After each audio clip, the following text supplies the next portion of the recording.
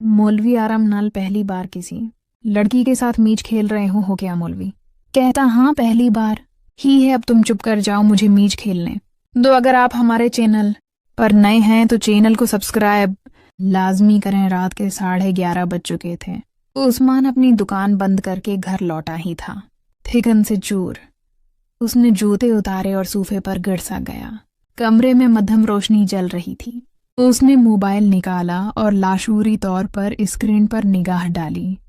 एक unknown number की missed call लगी थी। शायद कोई गाहक होगा, वो बड़बड़ाया और फोन रख दिया। मगर चंद लम्हों बाद वही नंबर दोबारा बजने लगा। उस्मान ने झुझकते हुए कॉल रिसीव की। हेलो। दूसरी तरफ चंद लम्हों की खामोशी थी। फिर एक नर्म मध्यम सी औरत की आवाज सुनाई दी। क्या आप सो गए थे? उस्मान चौंक उठा। आप कौन? आवाज मुस्कुरा उठी। पहचानो तो जानो। फोन कट गया। वो उस्मान हैरत में डूब गया। अगले 15 मिनट वो फोन को देखता रहा। दिमाग में कई ख्याल घूमने लगे। आखिर ये कौन थी? मजाक था या कोई संजीदा बात? अगले दिन वो दुकान पर भी किसी ख्याल में गुम रहा। दोस्त फिराज ने कहा, यार उस्मान आज बड़ा चुप है। उस्मान ने बात टाल दी, मगर अंदर कहीं वो आवाज गूंज रही थी, नर्म मीठी, जैसे किसी पुराने ख्वाब से उठकर आई हो। शाम को जब वो दुकान बंद कर रहा था, एक बार फिर वही नंबर आया। इस बार उस्मान ने जल्दी से फोन उठाया। हेलो, मैं मरियम हूँ। दूसरी तरफ से आवाज आई। मरियम? मगर कौन मरियम? अगले चंद दिन वही सिलसिला जारी रहा। मरियम रोज रात को कॉल करती, कुछ बातें करती, कभी हंसती, कभी खामोश रहती। वो अपनी शनाख्त जाहिर नहीं करती थी, मगर आहिस्ता आहिस्ता उस्मान को उसकी आवाज से अनसीत होने लगी। वो महसूस करने लगा कि जैसे ये अजनबी औरत उसकी जिंदगी का एक हिस्सा बन गई हो।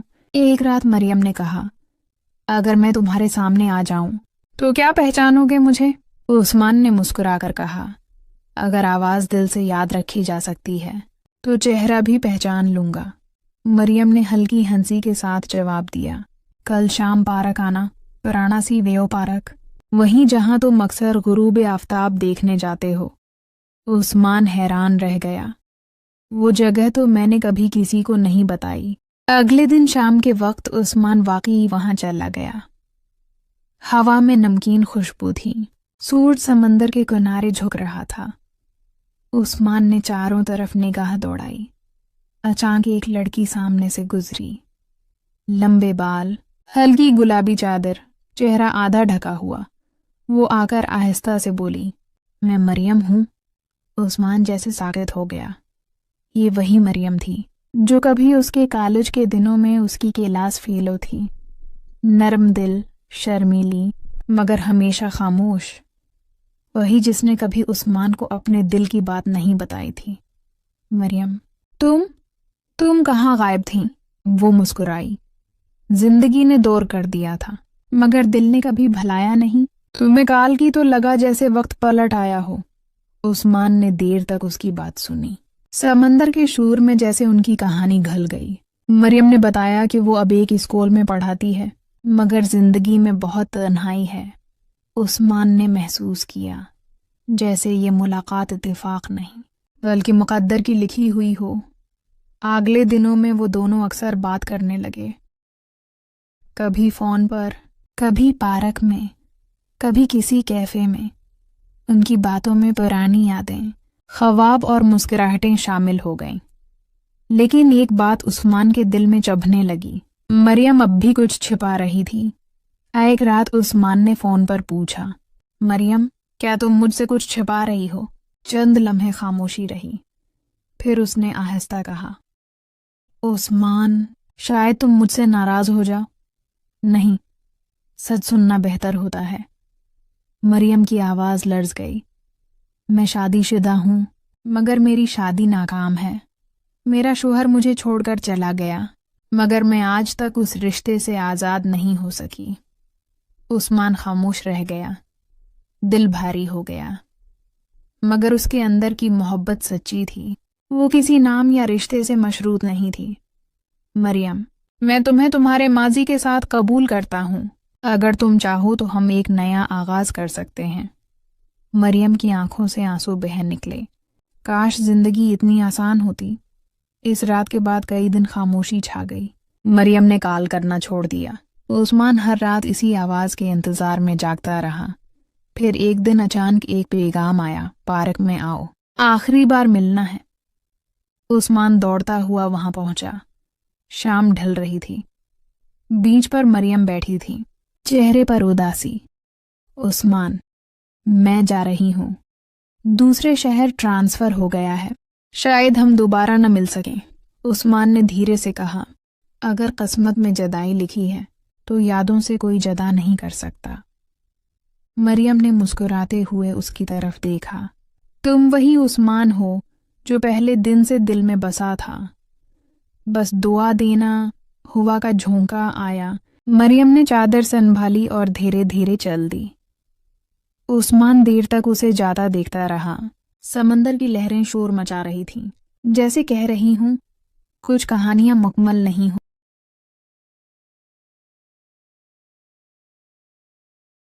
गई थी, मगर उस्मान के दिल में वो आवाज हमेशा गूंजती रही।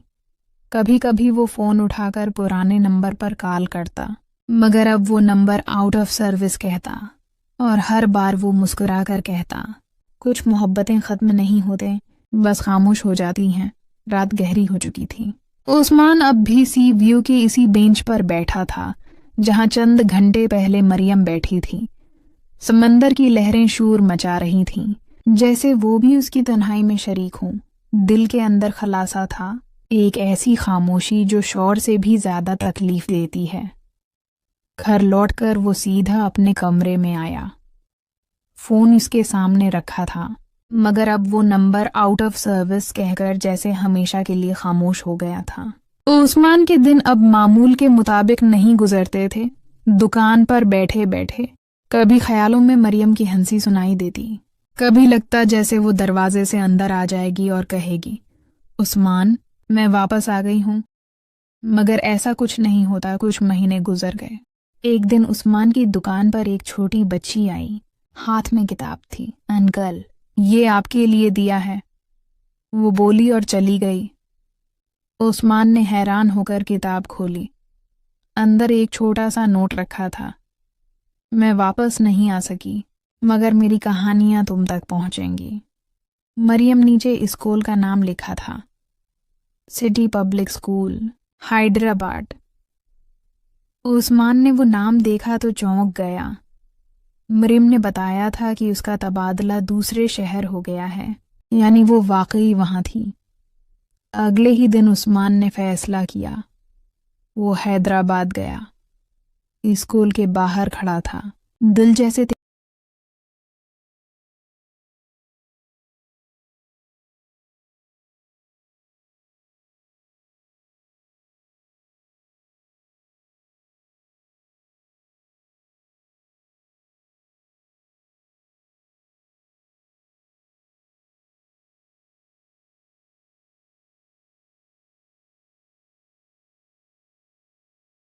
आया। वो हमेशा कहती थी, कुछ मोहब्बतें खामोश हो जाती हैं। शायद ये वही खामोशी थी। कुछ दिन बाद उस्मान वापस कराची लौट आया। उसने अपनी दुकान के एक कोने में एक छोटी सी शेल्फ बनाई, मरियम कॉर्नर। वहाँ मरियम की दी हुई किताब रखी थी, साथ एक फोटो फ्रेम जिसमें समंदर की तस्वीर थी, गुरूबी आफताब के वक्त की, जैसे उनकी आखिरी मुलाकात रात को जब दुकान बंद होती तो उस्मान इसी कोने में बैठता, और कभी कभी उसे लगता जैसे वही नर्म आवाज फिर से कानों में गूंज रही हो, उस्मान, मैं यहीं हूं, कहानियां कभी मरती नहीं। कई हफ्ते गुजर चुके थे। मरीम के जाने के बाद उस्मान की जिंदगी जैसे रक्सी गई थी। दुकान, रास्ते, पार्क, सब कुछ वैसा ही था। बस एक कमी थी। उस आवाज की एक शाम उस्मान दुकान बंद कर रहा था कि एक बूढ़ा डाकिया आया। बेटा, ये पार्सल तुम्हारे नाम है। इस दिन मेरा शोहर घर पर मौजूद नहीं था। इसका दोस्त जो हमेशा मुझे ऐसे देखता, जैसे आंखों ही आंखों में कोई बात कर रहा हो। मेरे दरवाजे पर दस्तक देने आया। मैं पहले ही समझ चुकी थी, क्योंकि उसकी नज़रों में हमेशा कुछ बेचैनी सी होती थी। हकीकत तो ये थी कि वो मेरे शवहर से ज़्यादा ज़हीन और खुश नज़र आता था, और मेरा दिल चुपके चुपके उसकी तरफ मुड़ता था। जब दरवाज़ा खटखटाया गया तो मैंने पूछा, कौन है? बाहर से आवाज़ आई, बहन जी, मैं साहिल हूँ। मेरे दिल की धड़कन अचानक तेज़ हो गई। इसने पहली बार मुझे बहन जी कहा था, और इस लफ्ज़ में एक अजीब सी बात थी। एहसास हो रहा था वो कुछ और ही कहना चाह रही थी, जैसे उसकी नज़र कुछ और ही बात कह रही हो। मैंने फ़ौरन दरवाज़ा खोल दिया। मैंने अपना चेहरा थोड़ा उदास बना लिया और बीमार होने का तासिर दिया। आहिस्ता से कहा, मेरी कमर में बहुत दर्द है। साहिल मुस्कुराते हुए बोला, अगर आप चाहें तो मैं मरहम लगा देता हूँ, दर्द जल्दी ठीक हो जाएगा। उसकी बात सुनकर मेरी सांस रुक गई। मैं जानती थी कि वो हकीकत में क्या कहना चाह रहा है, लेकिन मेरा दिल भी तो वही चाहता था। मैंने सिर्फ सिर हिलाया और वो अंदर आ गया। कमरे का माहौल बिल्कुल बदल गया। उसने मरहम लगाया, निकाला और अपनी अंगली पर थोड़ा सा लगाया। वो मेरे करीब आकर बैठ गया। इसका चेहरा बिल्कुल मेरे सामने था। इसकी सांस मेरी गर्दन को छू रही थी। जैसे ही उसने मेरी कमर पर मरहम लगाना शुरू किया, मेरी सांसें तेज हो गईं। इसकी अंगलियों का लम्स सीधा मेरे दिल तक पहुंच रहा था। कभी वो हल्का सा दबाता, कभी ज़्यादा। मैंने आंखें बंद कर लीं और अपने होंठों को दांतों के नीचे दबा लिया।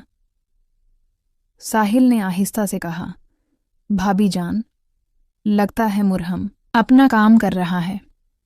इसकी मुस्कुराहट, इसकी नज़रें, सब कुछ मेरे काबू से बाहर हो रहा था। मैं खामोश थी, लेकिन मेरे जिस्म के अंदर सारा जिस्म कांप रहा था। उसकी अंगली कभी नीचे चली जाती, कभी ऊपर।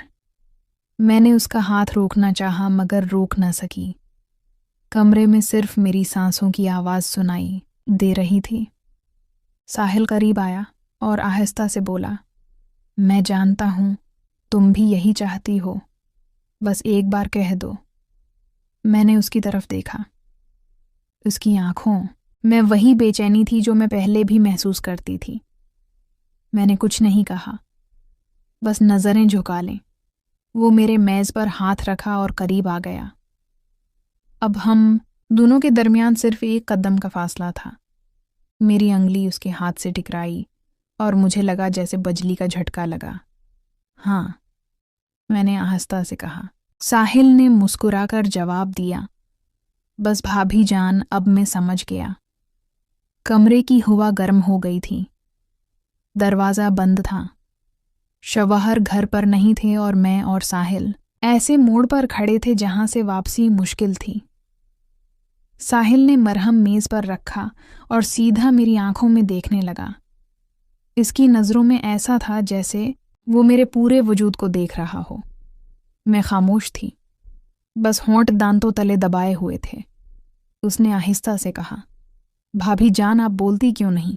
आप के चेहरे पर सब कुछ लिखा हुआ है। मेरे लिए संभलना मुश्किल हो रहा था। मेरा दिल तेजी से धड़क रहा था। मैंने अपना दुपट्टा थोड़ा और संभाला और पलटकर उसे देखने लगी। वो आहिस्ता आहिस्ता करीब आया। उसके हाथ मेरी कमर पर रख गए। मैं एक लम्हे के लिए संभल गई, मगर अगले ही पल में मैंने अपनी आंखें बंद कर लीं, जैसे मैं भी तैयार हो चुकी हूँ। साहिल ने हल्की सी हंसी के साथ कहा, अभी दर्द कम करना है या ज़्यादा? मेरे होंठों पर हल्की सी मुस्कुराहट आई, मगर मैंने कुछ नहीं कहा। उसकी आवाज़, उसका लम्स, सब कुछ मेरे अंदर घूम रहा था। कमरे में सिर्फ लिम्ब की हल्की रोशनी थी। इस रोशनी में उसका चेहरा और भी वाज़ेह लग रहा था। मैं उसकी हर हरकत को महसूस कर रही थी। वो कर रही थी। जब उसने दोनों हाथ मेरी कमर पर रखे तो मैंने अपनी सांस अंदर खींच ली। मैंने आहिस्ता कहा, साहिल, اور اس نے فوراً جواب دیا، بس بھابھی جان، میں یہی تھا آپ کے لیے۔ مجھے لگا جیسے سب کچھ وہیں رک گیا ہو۔ اس کا ہاتھ آہستہ آہستہ نیچے کی طرف جا رہا تھا اور میرا جسم خود بخود نرم ہوتا جا رہا تھا۔ میں نے اس کا ہاتھ تھام کر روکنا چاہا، مگر دل سے روک نہ سکی۔ اس نے اپنا چہرہ اتنا قریب کر لیا کہ میں اس کی سانس محسوس کر رہی تھی۔ میری آنکھوں کے سامنے صرف اس کا چہرہ تھا، اس کی مسکراہٹ جیسے مجھ سے کہہ رہی ہو، اب تو تم میری ہو۔ میں نے تھوڑا سا سر جھکا لیا اور اس لمحے میں خود کو روک نہ سکی۔ ساحل نے آہستہ کہا، بھابھی جان، شوہر کو کچھ معلوم نہیں ہوگا، آپ بس آج کی رات کو یادگار بنا دو۔ میری انگلیاں اس کے ہاتھ پر پھنس گئیں اور میں بس اسے دیکھتی رہی۔ دل میں خوف بھی تھا، لیکن اس خوف سے زیادہ ایک عجیب سی خوشی تھی۔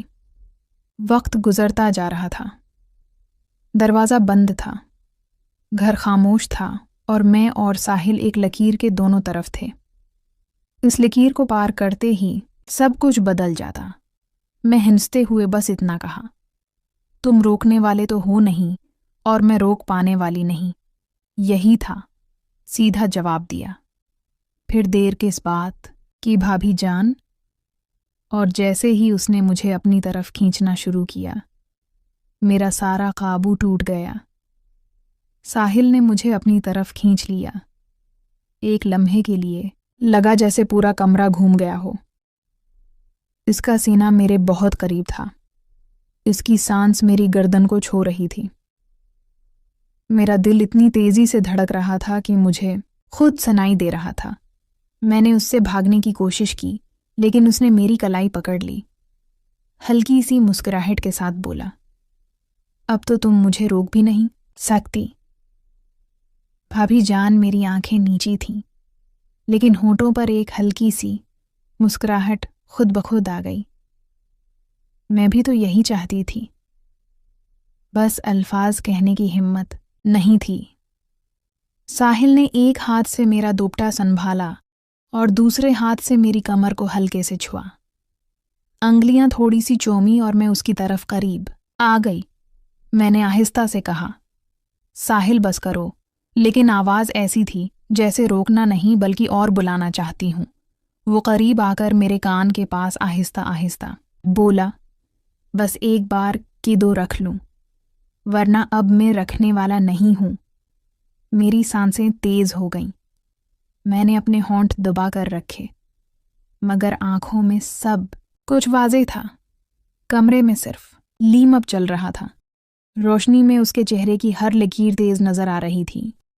اس کی نظریں میری آنکھوں سے ہوتی ہوئی ہونٹوں پر رک گئیں۔ میں نے پلٹ کر اس کی طرف دیکھا اور بس اتنا کہا، تمہیں سمجھنے کے لیے مجھے کچھ کہنے کی ضرورت نہیں۔ یہ سن کر ساحل نے گہری سانس لی اور مجھے اور قریب کھینچ لیا۔ اب ہمارے درمیان ایک بھی فاصلہ نہیں تھا۔